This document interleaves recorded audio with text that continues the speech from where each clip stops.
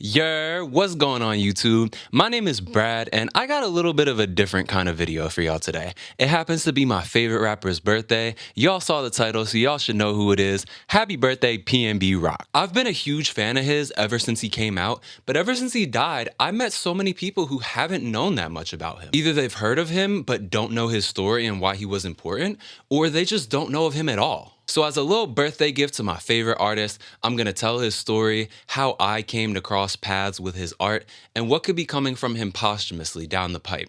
If any of that interests you, grab a snack and sit down. This is gonna be a long one, but I'm not gonna waste any more time. Let's jump right into it. Before I talk about his life, his impact, his death, and all that, I need to let y'all know how I came to discover him and why he mattered so much to me. Because when he first popped up on my radar, I wasn't just discovering a new artist, I was discovering a whole new world. The story begins in fall 2015. I was in my sophomore year of high school. I had a silly ass falling out with a friend that happened to be a girl. I think there were some feelings there. I don't think it was romantic, but it happened so long ago that I don't really remember the details. I think half of it was me being genuinely hurt at losing a friend, and the other half was me seeing my classmates date and break up with each other, and I think I wanted to feel that too. So I basically decided to treat this friendship breakup as like a real breakup, and I sought out all this sad ass music because I just wanted to feel what everyone else was feeling. I think it all started with me just searching up "Alone" song into YouTube, and I got this revolutionary piece of R&B. Nothing is the same, fuck it, cause I should've known that you would leave me alone. But to understand why this song resonated with me so much, y'all gotta know where I'm coming from. I hadn't heard that much hip hop at the time. I grew up in the Pine Barrens, which is basically middle of nowhere, New Jersey, basic ass suburb with somewhat Bible thumping parents. They got better about it later on, but they really did force their religious beliefs on me as a kid, and it sheltered me from a lot of culture that was going on at the time. A lot of kids my age were there for peak Kanye West. They were there for the Young Money era, you know, Lil Wayne, Drake, Nicki Minaj. They were there for the blog era and all the young artists that brought, like Tyler the Creator, Mac Miller, ASAP Rocky, Chief Keef. I missed all of that. But by 2014 to 2015, which was my freshman year of high school, I finally had Instagram and I saw content about hip hop way more often. The genre was slowly getting too big to ignore. Ray Shremmer debuted with Shrem Life. Big Sean dropped Dark Sky Paradise. Chris Brown and Tyga songs were playing at every school dance. Fetty Wap was on fire that summer. DJ Khaled was blowing up on Snapchat. Travis Scott was just breaking out. And the Drake and Future collab turned a lot of heads too. These are all examples of how hip-hop was getting to be so ubiquitous that a sheltered white kid from the suburbs who was literally taught by parents to side-eye it could fall in love with the culture too. You couldn't be a teenager at the time without hearing "I Don't F With You" by Big Sean, "Antidote" by Travis Scott, or "Ayo" by Chris Brown and Tyga. Pretty much anywhere you went. You couldn't be in high school at the time without hearing arguments about whether Young Thug was trash or an artistic genius. And you couldn't be on social media without seeing a bunch of memes about the Drake and Meek Mill beef. But one thing put a big degree of separation between some young high school students and all this culture: distance. And that's where PnB Rock comes in, because remember, we were high school kids in South Jersey and PnB Rock was coming out of Philadelphia. I've met so many people who knew of PnB but didn't know what that acronym stood for. It's Pastorius and Bayton, which is the intersection of streets that he grew up on in Germantown, which is northeast Philly. So when a bunch of bored teenagers who are just starting to get their driver's license get fed up with the suburbs, what do? They go to the nearest city and claim that culture in order to feel cool. PnB Rock was starting to hit our social media feeds at the time with the song Fleek, and it was all happening right across the river. We all wanted to see him win because it felt like we were a part of his come up. I remember older kids who could drive would go explore Philly on the weekends and they just run into him. He was becoming famous, but he was still mad regular at the time. Like, you could go to the nicer parts of Philly, and if you were lucky, you might just find him walking around. So overall, PnB was a real hero to us and probably a lot of other young kids in Jersey back then because he was breaking into the industry right in front of our eyes. I'm honestly so glad I got to experience that time. Even though I was really introverted and didn't talk to anyone back then, it still felt really good to be part of a group of people that all wanted the same thing. But I also feel like being a fan of him helped me grow out of my shell too. Let me explain. I got bullied like crazy as a kid. I don't know what I was doing wrong. Did I not have the right clothes, not play the right video games? I'm not sure. It just is what it is though. Middle school kids are brutal. But in high school, people mostly just left me alone. Some people did try to befriend me too, but I pretty much pushed everyone away because I think I had some resentment and fear from the middle school days. I didn't want to get to know the kids in my grade or have anything in common with them because it felt better and safer to be left alone than to put myself out there and risk getting hurt again. And this kind of showed up in my music taste as well. Yeah, I was aware of a lot of the hip hop I mentioned before, but I didn't really go out of my way to listen to it. This was unfortunately the start of my real hip hop phase. I feel like every weird white kid has one of those where you get way too deep into underground internet rappers that nobody knows or cares about just because you think underground, lyrical, miracle, spiritual, speed rap is real hip hop. Like, I thought Fly by Hobson, you know, did the man who invented college go to college? Okay then. Song was deep back then. That just goes to show you where I was at. But PnB helped me warm up to less serious, more fun music. Yeah, I found him through a breakup song, but most of his other catalog at the time was upbeat, fun, happy, banger type songs. He showed me that it's not all bad to have things in common with people. That's how you build connections and make friends. I feel like I'm gonna sound corny when I say this, but his music made my world warmer. So I was a fan of him for the rest of high school. I YouTubed MP3'd all the songs I could find from him. I stayed up to date with everything he dropped. I remember in junior year when the Going Through the Motions album came out, I played that song in the morning while I was getting ready for school. He had these fun trap R&B blend love songs that just made you feel confident. You feel me? I remember I had a little crush on a girl in my band class, so I would literally save my best clothes for the odd numbered days because that's when concert band met. And on those mornings, I'd look in the mirror while I'm getting dressed and play Notice Me to hype myself up to go and talk to her that day. Do you notice me? Yeah, yeah. I just wanna know, shawty, do you notice me? Shawty, you should roll with me. Come over and smoke with me. But that shit was crazy.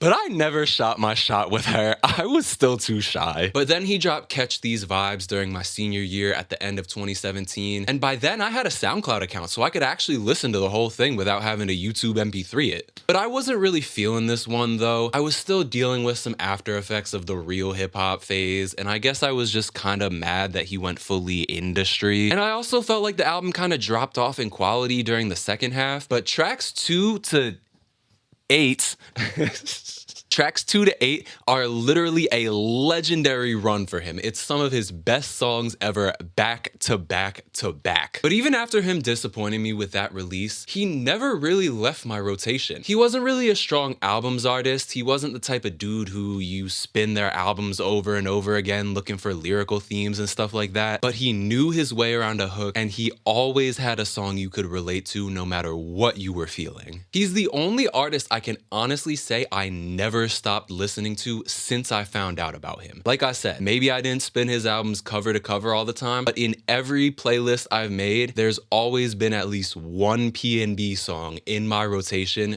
to this day. His music helped me out a lot in college too, when he dropped Trap Star turned Pop Star. I remember it was fall 2019 when I got in my first relationship. It only lasted a couple weeks, but it was heartbreaking when it ended. So I looked up his album, I found the song Now or Never 2.0, and I broke the replay button on that song. I listened to it so many times because the lyrics just hit me so deep in my soul with everything I was going through at the moment. I don't want to force TMI on y'all, so I'll put a time code on the screen to skip this part just in case you're uncomfy. Do what you need to do, but this story is important to me, so it needs to be told. That relationship in fall 2019 was literally my first everything, like first time getting approached by a girl, first time going out on a date, first time holding hands, first time kissing a girl, like all in like a day or two. So obviously I was super scared, I was nervous, it started to escalate. The girl I was with really wanted to have sex, and I was just too scared to do it. So I guess I kind of assumed in my head at the time that that was the reason I got dumped. And because of that, the second verse on Now or Never 2.0 was so therapeutic. I can still spit it bar for bar to this day. Trap star, pop star, locked up, cop car, bailed out. Crazy how I still feel like I'm in jail now. Room full of bitches and I swear can't even tell now. I don't wanna fuck, girl, I just wanna be by myself now. I feel all alone inside this world, girl, can't you tell now? They say I sold my soul, but I don't have a soul to sell now. Even though I'm winning, I've been taking all these L's now. The odds are all against me, it's like they want me to fail now. 2 days, I've been up for 2 days, trying to figure out why the good gotta die young. I'm trying to figure out why we always gotta fall victim to the system now. Nick, give me some more volume, gotta pour my feelings out. Yeah, I know it took a while, but I think I get it now. Yeah, they took my style, but I think it's sticking now. No, they try to take me out, so I keep a stick around. Ooh. God damn, man. That shit hit me on such a deep level because I never heard such a flashy pop rapper like him literally turn down sex before. So much of his musical identity was always, I'm in the club, bottles on me cause I can afford it, better watch your girl or she might not be your girl by the end of the night. So to hear a rapper like him who showed me how to feel confident and attractive, to hear a rapper like him sit down and tell a girl, no, I don't want to fuck right now. I'm going through some real problems. I am not okay. Like, do you guys understand like how that made me feel in the moment? To hear him be so open and vulnerable in front of a bad gal like that, it was a power move. I can't lie. It made me feel like it was okay for me to be struggling too. And it made me feel validated in what I was going through. Like, no, I wasn't ready to go all the way with that girl, and that's okay. It made me finally feel like I had some agency in that situation that had me so heartbroken. These moments where he pulled back the curtain to show what Rakim Allen, not PnB Rock, was feeling, those moments were really special. And I think now is a perfect time to give y'all some of his backstory and what really got his career started. I knew the streets would miss me a little, I was gone, but I'm back again. Thankful I ain't never got a trap again.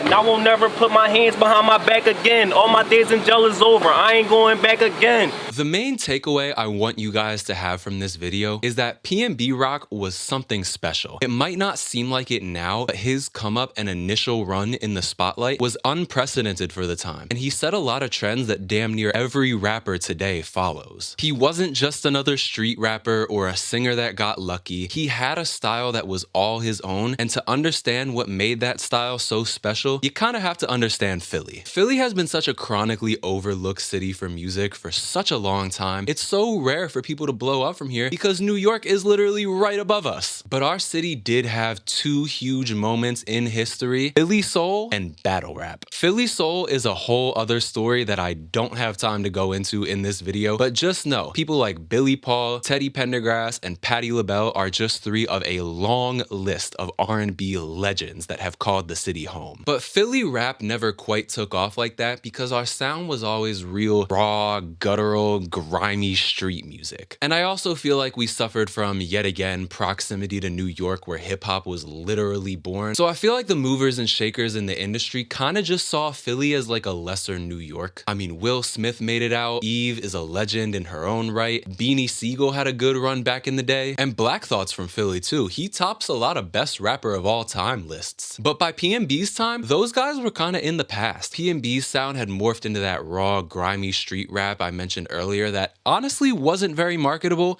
but I don't think the MCs of that time cared. They weren't concerned with putting hits up on Billboard because life was just too hard out there. Philly dealt with a lot of racism, corruption, and tons of other systemic hurdles that deserve their own video breakdown. And I feel like that created a lot of anger amongst Philly rappers to the point where they just couldn't even be bothered to play the industry game. They wanted to tell their stories and set them to music that matched the tone of real life in Philly's streets. But PnB was... Hey, but my city needs something. People killing people over nothing.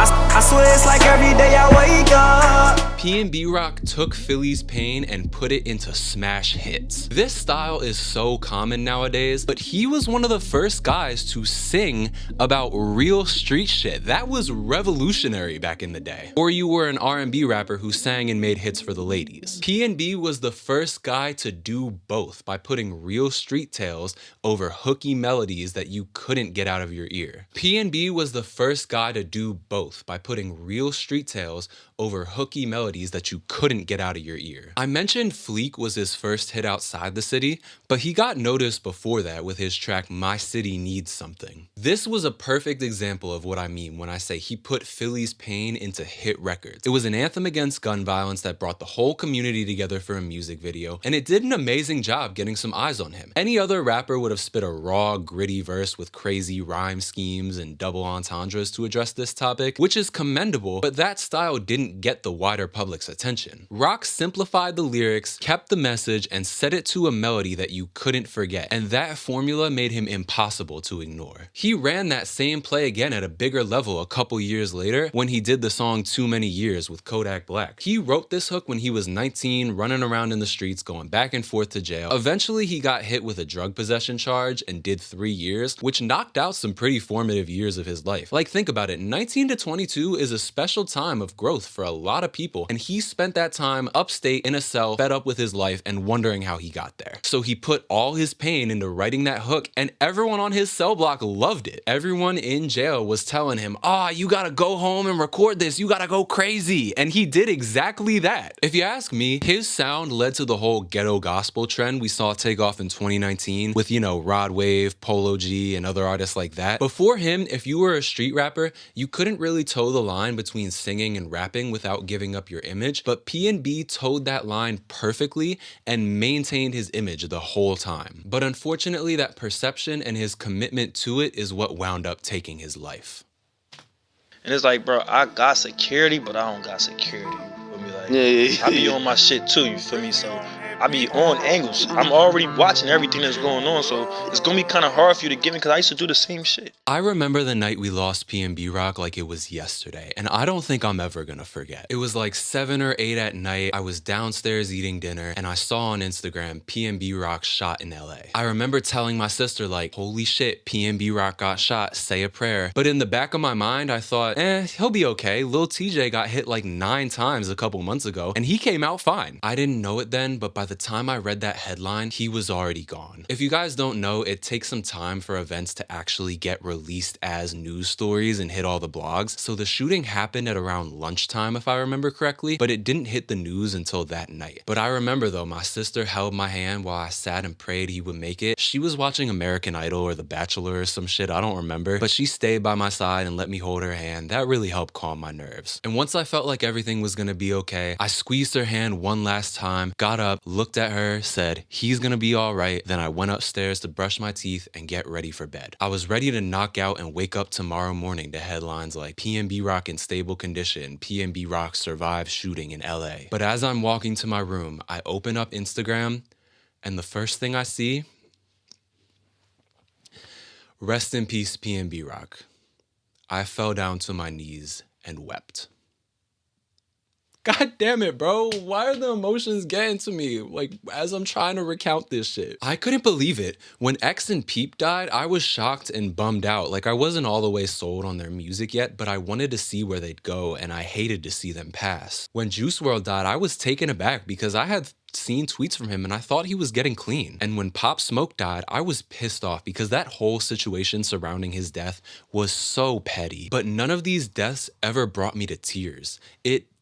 It takes a lot for me to cry. I guess I have to be like on the verge of losing it before I even shed a single tear. So when I saw PnB was really gone, I guess something in me just broke. I didn't feel like I lost an artist. I felt like I lost someone who had been with me through the most formative years of my life. In my opinion, PnB Rock was not just a victim of gun violence, but of his own hubris. He went on record in multiple interviews saying that he walks around like a regular person. He went on record in multiple interviews saying he walks around like a regular person, all his jewelry on, with no security because no one was gonna get him. And I think he really believed that. I don't think he was just posturing. I think in his mind, he really believed that because he came from the streets and came from that life, he had a sixth sense for anyone that could try to harm him. But on that day in September, LA would prove him wrong. He went out with his girlfriend to eat at Roscoe's Chicken and Waffles in South Los Angeles with thousands of dollars worth of jewelry hanging on his neck. There's CCTV footage of him fist bumping the host at that Roscoe's,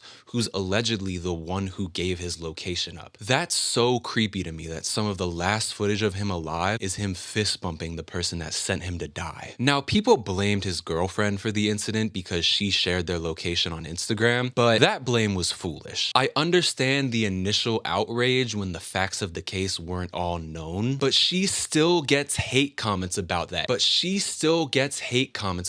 To this day, like she didn't already have to watch her future husband and father of her child bleed out on the floor in front of her. After some investigation, it later came out in 2023 that Rock's killers were already in the area and saw him pull up to that Roscoe's. So it didn't matter if his girlfriend shared their location or not. He was doomed from the very second he chose to go out to eat instead of just ordering DoorDash. And I know it can be easy to say, oh, well, he should be able to walk around and feel safe and not have to fear getting robbed. But that's the idealistic way to look at it. From a realist perspective, yeah, people should be able to feel safe anywhere they go. But there's a lot of corruption in this world, and corruption creates wealth inequality. And wealth inequality disproportionately affects certain areas like South Los Angeles. There are places in the US where people are so hungry that if you walk around with that much money just sitting on your neck, people will do whatever they have to do to take it from you,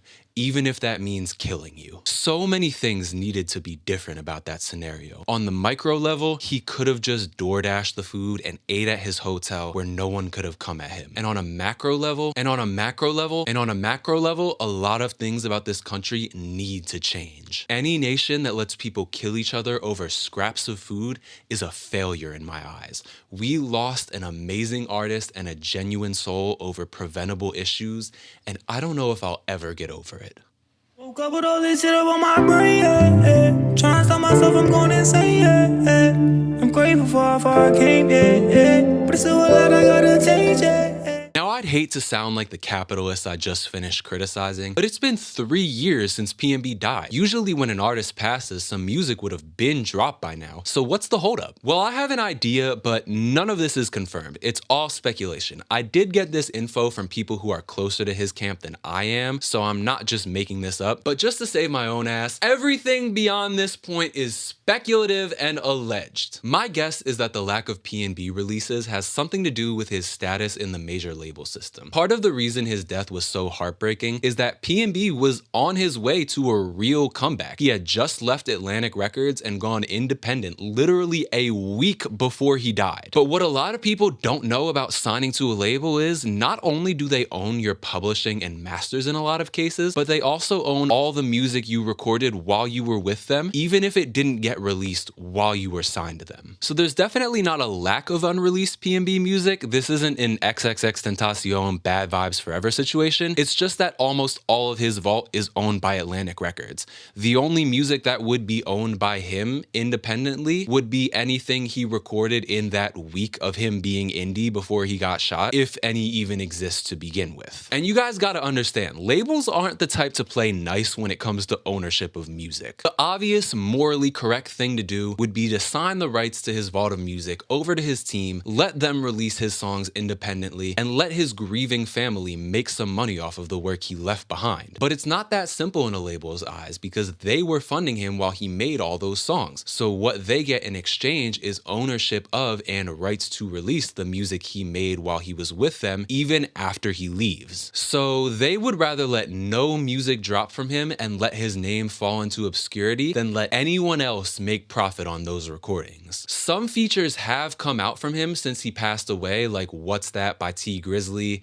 and Perfect by Steve Aoki. But those artists are signed and in the major label system, so they were able to clear those songs with Atlantic. Now, obviously, all that is speculative. I don't know the specifics of PnB Rock's paperwork when he was alive, but that is the standard deal that most rappers do get. But still, nothing is confirmed. There may be a totally different reason for the lack of music that has nothing to do with Atlantic Records. I just gotta say that to not piss off any industry heads, because I'm low-key kind of looking for a career in the music industry, like a music marketing job. So if anyone at Atlantic is watching, please don't take this the wrong way. I'm not dissing y'all. It's all love. Please don't blackball me. Mwah. But I do have a fan-made posthumous album from him in my phone that I want to share with you guys. I can't play clips of his unreleased songs because I'll get copyright claimed, but I do want to at least show you the concept. It's all but confirmed that the next album PnB Rock was going to drop was called To Be Honest, but his team essentially abandoned that idea because I don't think a tracklist was ever fully fleshed out while PnB was alive. So instead of releasing To Be Honest the wrong way, they'd rather put out an obviously posthumous project that's essentially a compilation of his best moments. His team confirmed exactly that when they uploaded this trailer in June 2024. I only cry when it rains, yeah. So you won't see these tears fall. Missing all my dogs when they don't stop the pain, yeah. As y'all can see, the title of the album is R&B Forever, and that's a perfect title because it's an homage to the classic mixtape series that put him on the map, which he called R&B. It stood for Real Ninja Bangers, Real Nathan Bangers, Real Neighbor Bangers. I can't say the word, but you know what it is. And the song that was in that trailer is called Conscience. It leaked online. I can't play you guys any more than what was shown in that trailer, but if you want to hear it, you can just search it up on SoundCloud and go find it. It's a beautiful song, which I really hope they use as the intro. Lyrically, it's kind of just like a life update sort of track, but sonically, the beat makes it sound like he's literally performing the song from heaven. It's a bit empty, it's missing some elements, and there's an open verse towards the end of the song. But honestly, if they just added some instrumental flourishes and maybe got a gospel choir to back him up on the final chorus, this could be an amazing start to a posthumous PnB project. And like I said, I can't play any clips of his leaks due to copyright, but I'll name some highlights if you want to go to SoundCloud and search him up. Whole City Mad featuring Meek Mill is a banger. If they get some of his friends and family to film a music video, maybe even shoot it at an Eagles tailgate, this could be a real anthem for the city. New Lane is a great song too. It's got one of those synthy underground plug and be type beats that everyone was rapping on in 2021 to 2022. Rock just does the hook, but the verses are filled in by PnB Mean and Tennis Boy Will. Mean is Rock's real life younger brother, so it's always heartwarming to see them collab on tracks. And Tennis Boy Will is a young artist from Jersey that Rock took under his wing towards the end of his life. Fight for Our Love featuring Queen Naija is a nice relaxing guitar ballad, and there's a lot of passion from both of them. It's a classic formula of a heartbreak ballad with lyrics that split the perspective between a male and a female performer. And PnB and Queen Naija work together like a real couple on the rocks. Like I said, the chemistry on here is really good. And then Selfish Part 2 is a nice little interpolation of his classic hit Selfish that really catapulted him into the mainstream. Baby, I need you in the morning, in the evening, all day, my love. I'm a slide when you call me, when you want it. Take all my drugs, selfish, for your love, can't help it. I've been moving reckless, for your love, I'm helpless, selfish. But this section is less about tracks and more about the presentation, because my idea for a cover art is what's really gonna send a posthumous album from him home. For some reason, PnB never posted any good pictures of himself on Instagram, so I had to go digging through his Facebook to find anything worthwhile. And I am so glad I did, because I happened upon this picture right here, taken during the music video for his song Lost You to the Game. This is a record he dropped in 2021 about all his friends that passed away. And this picture is of him sitting at a memorial for his friends where he performed the song for the music video. But something about the lighting and the pose and him praying in the picture is just so warm.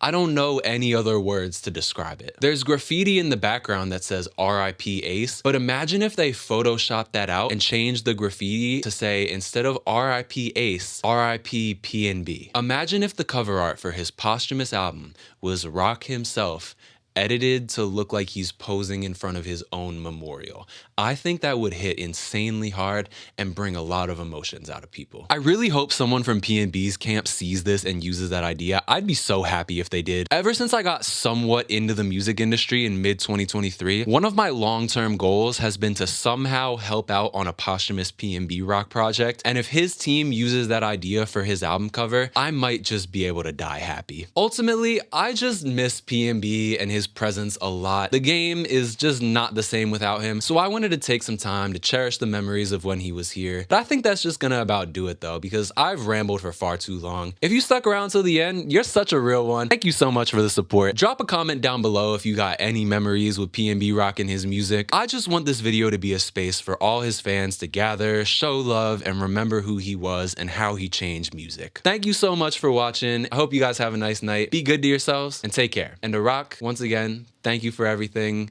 Thank you for all the music you put out while you were alive. Happy birthday. Hope 34 is treating you well. I hope you're good up there. Thank you guys. Good night.